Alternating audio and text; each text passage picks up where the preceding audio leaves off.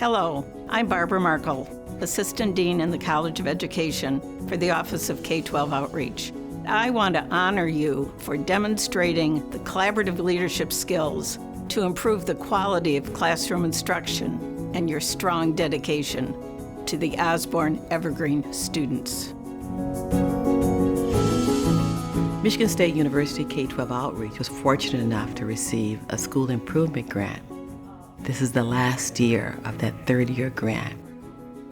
It has been an honor and a pleasure to work with the Osborn senior leadership team. It's been very rich and wonderful to see them go from a very dysfunctional team to a highly effective team. Then there's also the larger instructional leadership team, and they have grown in many ways. I learned that people will forget what you said, people will forget what you did, but people will never forget how you made them feel. After we have secured our leadership team, I'm a guy who we like to plan things out. So I am sort of a new addition to the leadership team. This is my second year with my classroom. It's allowed me to get to know my coworkers, their perspectives of what's happening and where we should be going. I've seen a lot of changes for myself as an individual. We decided that we can start doing most of our work at least once a month on Saturdays in conjunction with Michigan State University. And it's been a wonderful experience.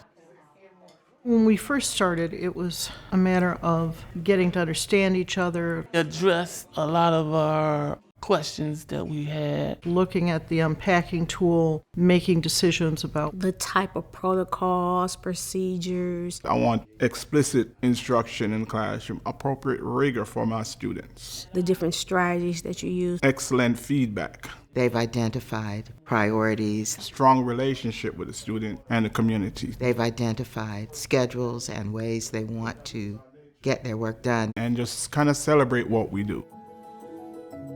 Individual commitment to a group effort, that is what makes a team work, a company work, a society work, a civilization work.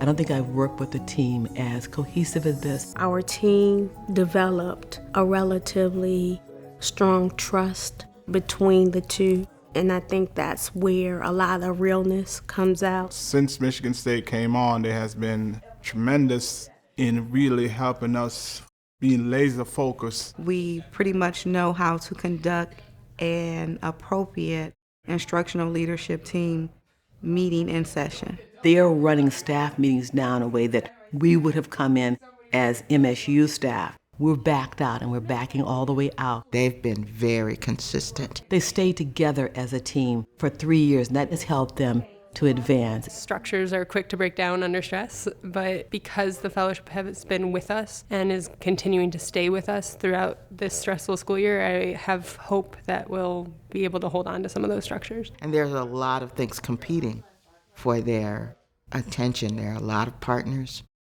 outside of us, but they have maintained their focus on the improvement of instruction. If you don't like something, change it. If you can't change it, change your attitude about it. they grow with every time that they meet with us. Responses constantly push me to say, okay, we used that protocol. That didn't go so well. What else can we do? Michigan State has made it very clear from the very beginning that the work that we do in K-12 outreach is customized. And it changes to something better the next time they meet with us because they seriously take what has actually been said. And that's the beauty of having a repertoire from which we can access. Whatever their plans were for the next meeting, I'm sure changed today. So they can get back on track to be able to do the work at hand. You cannot connect the dots looking forward. You can only connect them looking backwards. So you have to trust that the dots will somehow connect in the future. This team really has come to appreciate and want to have data at the center of all of their conversations. Working with Dr. Jones, she's taught me so much. Now they do have a process. We've gone over the data dialogue. I think the leadership team knows how to go through each step, activating and engaging, exploring and discovering, making their action plans, causal categories. Without her, I wouldn't have known where to begin. They're using their data to make decisions. You can read all the books you want, but that doesn't necessarily mean you know what to do. What does the data say? What is popping out? In recent days, they're even figuring out how to create data sets that give them information about assessing their impact. They know how to read the reports now, to look at their curriculum to see where the gaps are, where the strengths of the students are. Are the strategies working?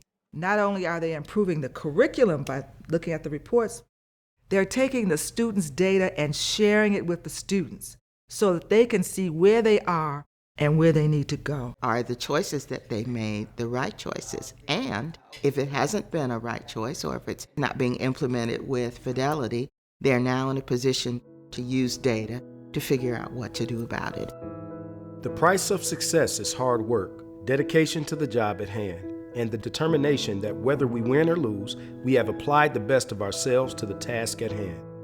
We had a lot of initiatives, a lot of partners, and everything was just being haphazardly done. What I learned from the team is basically how to structure, how to align. Grounding your practices and protocols and being very consistent and strategic. Be a team player. Listen without biases to piggyback off of that knowledge and expertise to develop something collaboratively as a team. Interacting with the staff, getting to know them better, getting to know what support that they need. Using a lot of the techniques, we were able to communicate with staff. We got everybody to sort of buy in. It was positive. I'm good at the quantitative achievement numbers, the statistical numbers.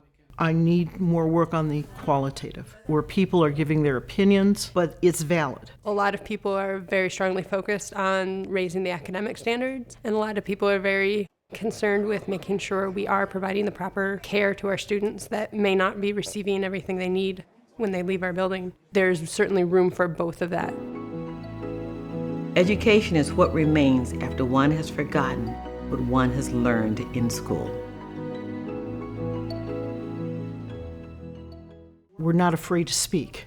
We know what we believe, and we're willing to challenge it. Just the confidence that they've helped not only me, but the rest of our team to develop in ourselves and in each other. I think that that's a wonderful thing. The Michigan State Detroit Outreach Team has really been instrumental in stretching us and stretching our practices. No matter where we end up in life, we can use those skills not only in the classroom, but also outside of the classroom as well. Let's try this. Let's just go a little bit further. We have a framework to use and build on. We've come a long way.